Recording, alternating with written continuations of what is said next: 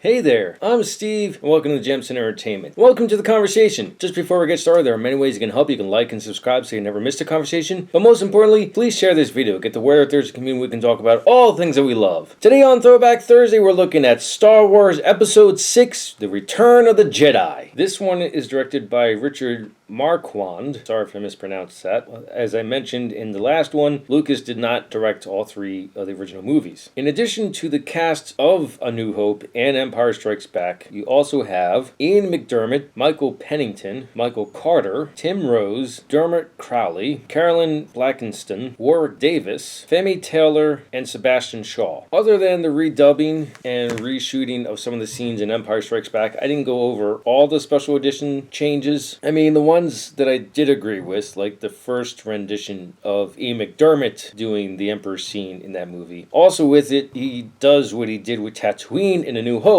on Bespin. He opens it up, it's way more lively, and it looks really great. So I'm not completely against the special edition, it's just when he tinkers too much. The other part of the special editions that I appreciate is cleaning up of the special effects across all of them. In doing so, it blends everything together and makes it look more realistic. More details on that later. So this one opens up with Vader visiting the new Death Star, and it's supposed to be bigger and more powerful. After the last movie, his reputation definitely precedes him because Moff Jerjerrod is definitely worried about his visit. Vader simply says, "You're behind schedule." And Moff's excuse is, "This task is way bigger than expected. The Emperor is asking for too much." And Vader's like, "Perhaps you can tell them that when he arrives." "The Emperor is coming here?" "That's correct, Commander. And he's most displeased with your apparent lack of progress." And at some point, Vader says, "The Emperor is not as forgiving as I am." Remember what it was like in Empire Strikes Back? You can only imagine what the Emperor is going to do.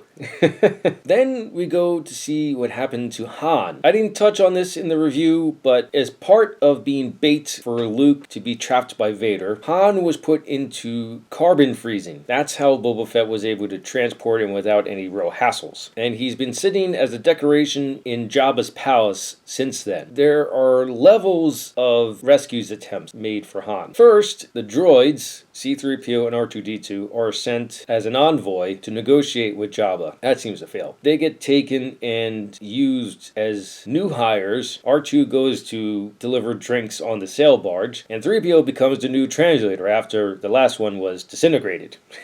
After that, Chewie gets brought in, and the bounty is collected for him, but then it's later revealed that it's actually Leia that's there to rescue Han. That fails, and she gets captured. Finally, Luke arrives in style. He's entering the palace, hood up. The Grimorian guards stop him, and he unexpectedly uses Force Choke to cast them aside. Luke has come a very long way since A New Hope and even The Empire Strikes Back. Because in the scene with Jabba, he is manipulating his henchman, Bib Fortuna. But Jabba, he's very old. He remembers the time of the Jedi, because he was in Episode 1 for the pod race. He was the crime lord then. Probably the crime lord for many centuries. I can't remember exactly how long Hutts lived, but they have a pretty long lifespan. Ultimately, Luke and friends come out on top in a very cool rescue scene, and they go on to their real mission of defeating the Empire. The Emperor and Darth Vader are still interested in converting Luke to the dark side. And Luke, in his ever-optimism, wants to try to turn Vader back to the good side. But he doesn't want to do it in the way that Yoda instructs him to, where he has to face him and destroy him. Even though Vader killed his father, he can't bring it upon himself to exact revenge. Through Luke's journey, he feels that there is another way to achieve good in the galaxy. And because of this dynamic, there are some excellent scenes between Luke Skywalker and Darth Vader. And then later, those two and Emperor Palpatine. These are the strongest parts of the movie. The weaker parts, and I only kind of agree. Return of the Jedi is seen as the weaker of the three original movies. I'd say it's on par with A New Hope. The reason why people see this as the weaker of the three are the Ewoks. They're teddy bears.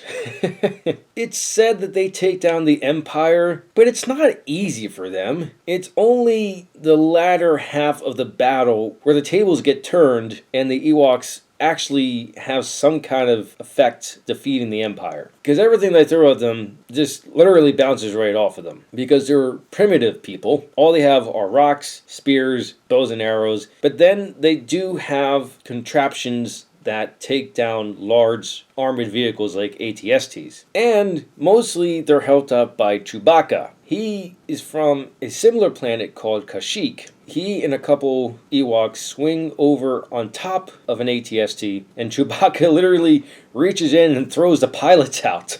That's where the tables really turn. And it can definitely be argued that part of the reason why the Ewoks aren't effective until the latter half of this battle is because they're setting up the devices that will take down these machines. Some behind the scenes about the planet of Endor. It was shot in Northern California at the Grizzly Creek Redwood State Park. And I don't know if they're joking in the behind the scenes and I think commentary, but Peter Mayhew and crew had to be cautious about where he was and the fact that he had to be with crew at all times. I think this was shot during hunting season, and it doesn't help that Bigfoot sightings are in this area and the rest of the wooded area of the West Coast, or at least from the northern part of California, up. So, yeah, he had to be careful. It wouldn't surprise me if he had to wear like an orange vest when he wasn't on screen.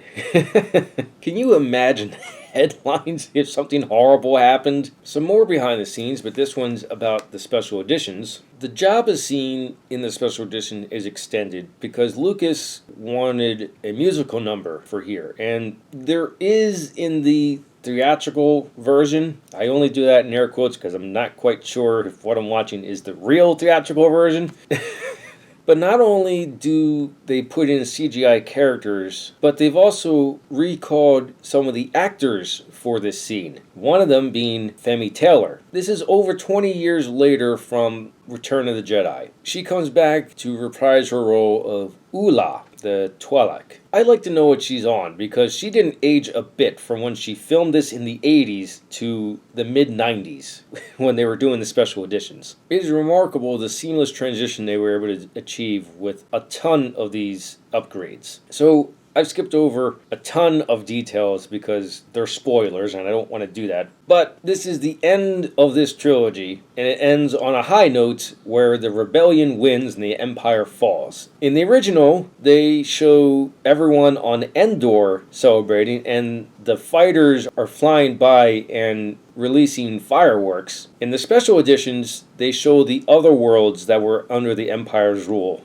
celebrating the fall of the Empire. And that's really cool. I still absolutely love this movie, and I look forward to watching this and all the Star Wars movies every year. And I can't recommend enough that you find the collector's edition where it's the special edition, but also the theatrical release. Watch both of them for yourselves, and you decide which one you prefer. I am curious to see the prequels in higher definition. Maybe I'll watch that on Disney Plus and see if there's any upgrades to that as well. Those are my thoughts on Star Wars Episode 6, The Return of the Jedi. Let me know your thoughts in the comments below. Thank you for watching, and live your imagination.